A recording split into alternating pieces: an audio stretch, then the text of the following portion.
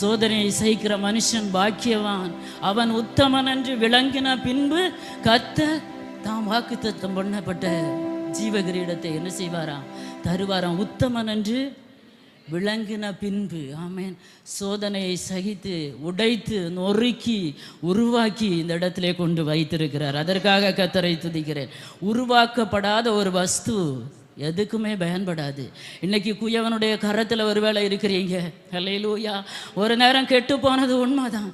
ஆனால் குயவனுக்கு ஒரு நம்பிக்கை இருக்கிறது உங்கள் மேலே. திருப்பி வணைவார், திருப்பி வணைவார். எத்தனை பேர் தேவ பிள்ளைகள் இன்றைக்கி ஒரு இருதயத்தில் ஒரு கேள்வியோடு வந்திருக்கிறீங்க. ஏன்ப்பா என் வாழ்க்கையில் இப்படி? ஏன் எனக்கு இந்த நொறுக்குதல்? ஏன் எனக்கு இந்த பிரச்சனை? ஏன் எனக்கு இந்த போராட்டம்? ஆன்சர் நான் சொல்ல போகிறேன். ஆமென்.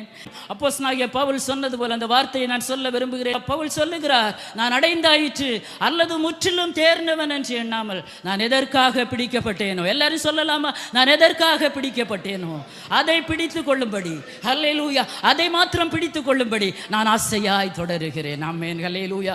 என்னை கர்த்தர் எதற்காக பிடித்தாரோ, ஹல்லேலூயா, அதை விட்டு அக்கம் பக்கம் போக நான் விரும்பலை. என்னுடைய ட்ராக்கை மாற்றி பயணிக்க நான் விரும்பலை. எனக்கு கர்த்தர் நியமித்த பாதையில் சில கஷ்டங்கள் இருந்தது, சில நெருக்கங்கள் இருந்தது, சில பாடுகள் இருந்தது, சில வேதனைகள் இருந்தது, சில கண்ணீரின் பள்ளத்தாக்குகள் இருந்தது. ஆனால் உங்கள் ஒவ்வொருவருக்கும் ஒவ்வொரு பாதைகளை கர்த்தர் அனுமதித்திருப்பார். ஹல்லேலூயா. ஒரு தேவ பிள்ளைக்கு கர்த்தர் அனுமதிக்கப்பட்ட பாதை இடுக்கமான வாசல். அதை தெரிந்து கொள்கிறவர்கள் சிலர் மாத்திரமே. அந்த சிலர்ல எத்தனை பேர் இருக்கிறீங்க இன்னைக்கு? அது போதும் ஆண்டவரே, இந்த நெருக்கம் போதும் ஆண்டவரே. எதையுமே நம்ம அடையலை. எதற்காக பிடிக்கப்பட்டோம்? ஆமென். எதற்காக வந்திருக்கிறீங்க? ஹல்லேலூயா. உங்கள் அழைப்பு என்ன? உங்கள் தரிசனம் என்ன? ஊழியக்காரங்களுக்கு மாத்திரமல்ல, அன்பான தேவ பிள்ளைகளை ஒவ்வொருவரை குறித்தும் கர்த்தருக்கு ஒரு தரிசனம் உண்டு. ஆமென். ஒரு விஷனோட நடைங்க. ஹல்லேலூயா.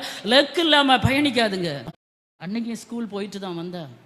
திடீரென்று நைட்டு ஒரு வயிற்று வலி, தாங்க முடியாத வயிற்று வலி. நைட்டு 11 o'clock ஹாஸ்பிட்டலுக்கு போவோன்னா கொண்டு போனோம். இமீடியட்டாக ஐசியூவில் அட்மிட் பண்ணாங்க. அவள் கூட நான் இருந்தேன். ஏதோ ஒரு இன்ஜெக்ஷன் போட்டாங்க, தெரியல. விடியக்கால் 5 மணி வரையிலும் பிள்ளை என் கூட பேசிகிட்டு இருந்தா. 5 மணி ஆனோன்னு அன்கான்ஷியஸ் ஆகிட்டேன். நான் டாக்டரை கூப்பிட்டு சொல்கிறேன், நான் தட்டி தட்டி பார்க்குறேன், நியூமா டாக்டரை சொல்கிறேன், பிள்ளை அன்கான்ஷியஸாக இருக்கிறா. என்ன சொல்கிறீங்க? பிள்ளை தூங்கிட்டு இருக்கிறா. எவ்வளோ அசால்ட்டாக இருக்கிறாங்கன்னு பாருங்கள். ஐசியூக்குள்ளே 10 மணிக்கு டாக்டர் வராங்க. வந்தோடனே சொல்கிறாங்க, உங்கள் பிள்ளை வென்டிலேட்டரில் வச்சுருக்கு.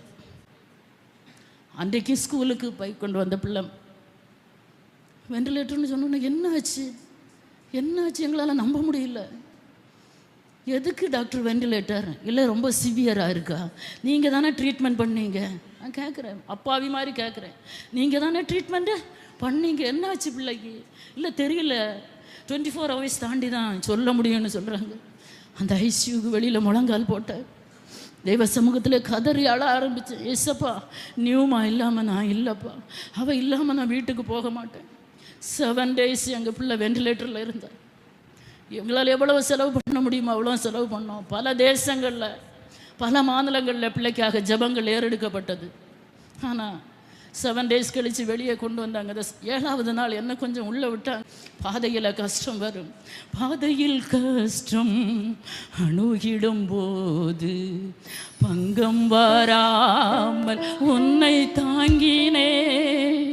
பாதையில் கஷ்டம் அணுகிடும் போது பங்கம் வராமல் உன்னை தாங்கினே.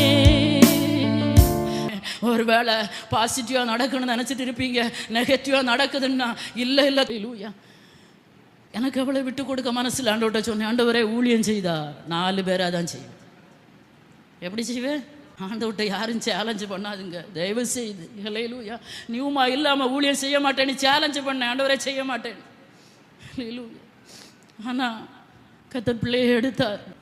പുറണ്ട അഴുത ദോഷമായിട്ടൊന്നും എൻ്റെ ദാതൻ എന്നോട് ചെയ്യുകയില്ല. അവൻ എന്നെ അടിച്ചാലും അവൻ എന്നെ സ്നേഹിക്കും. ആമേൻ. ഹല്ലേലൂயா. சிம்சோனுக்கு வழியில் ஒரு என்ன வந்தது? சிங்கம் வந்தது. சிங்கம். ஆனால் நல்ல பரவாயில்ல, டைம் இல்லை. சிங்கத்தை வாயை கிழிச்சான், உண்மைதான், கிழிச்சிட்டு போயிட்டான். சிம்சோனுக்கு திரும்பி ஒரு ஆசை வந்தது.